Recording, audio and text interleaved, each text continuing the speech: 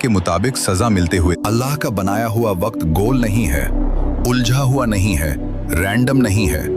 अल्लाह ने एक सीधी टाइमलाइन बनाई है, एक सीधी रेखा जिसका एक स्टार्टिंग पॉइंट है और एक फाइनल पॉइंट है। इस टाइमलाइन के अंदर अलग अलग डायमेंशंस पाए जाते हैं और हम इंसान इस टाइमलाइन के थर्ड डिमेंशन 3D में मौजूद हैं। अल्लाह की टाइमलाइन स्टार्टिंग पॉइंट सब कुछ तब शुरू हुआ जब अल्लाह ने कहा कुन। उससे पहले न टाइम था, न स्पेस था, न मैटर था। यानी टाइम खुद अल्लाह की क्रिएशन है। अल्लाह टाइम के अंदर नहीं है, अल्लाह टाइम से ऊपर है। फिर टाइमलाइन आगे बढ़ती है और दुनिया आती है। ये दुनिया रहने के लिए नहीं बनाई गई, परखने के लिए बनाई गई है। यहाँ इंसान को एक बॉडी दी गई, हड्डियों वाली, खून वाली, दर्द महसूस करने वाली। इसी बॉडी के साथ इंसान जीता है, सोचता है और फैसले करता है। यही टेस्ट फेज है।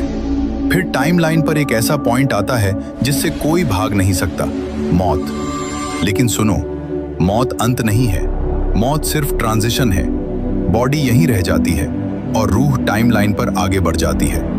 बरज़ख, इंटरमीडिएट डायमेंशन। मौत के बाद टाइमलाइन रुकती नहीं, इंसान एंटर करता है बरज़ख में, एक ऐसा डायमेंशन जहां टाइम दुनिया जैसा नहीं चलता। यहाँ इंसान को अपने आमाल का टेस्ट मिलने लगता है। फिर एक दिन आता है जब पूरी टाइमलाइन कोलैप्स हो जाती है। कुरान कहता है एक दिन 50,000 साल के बराबर होगा। यानी टाइम अपनी शेप खो देता है। और फिर टाइमलाइन का आखिरी पॉइंट, जन्नत जहन्नम, यही इंसाफ मुकम्मल होता है। यही हक और बातिल अलग होते हैं। तो सवाल ये है, अगर जन्नत और जहन्नम टाइमलाइन के आखिर में है तो रसूलुल्लाह सल्लल्लाहु अलैहि वसल्लम ने उन्हें अभी कैसे देख लिया? यहीं से मेराज की असल समझ शुरू होती है।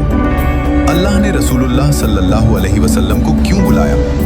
अल्लाह ने उन्हें बुलाया पूरी हकीकत दिखाने के लिए। कुरान कहता है ताकि हम उन्हें अपनी निशानियों में से दिखाएं। यानी ये ख्वाब नहीं था, ये डायरेक्ट एक्सपोजर था।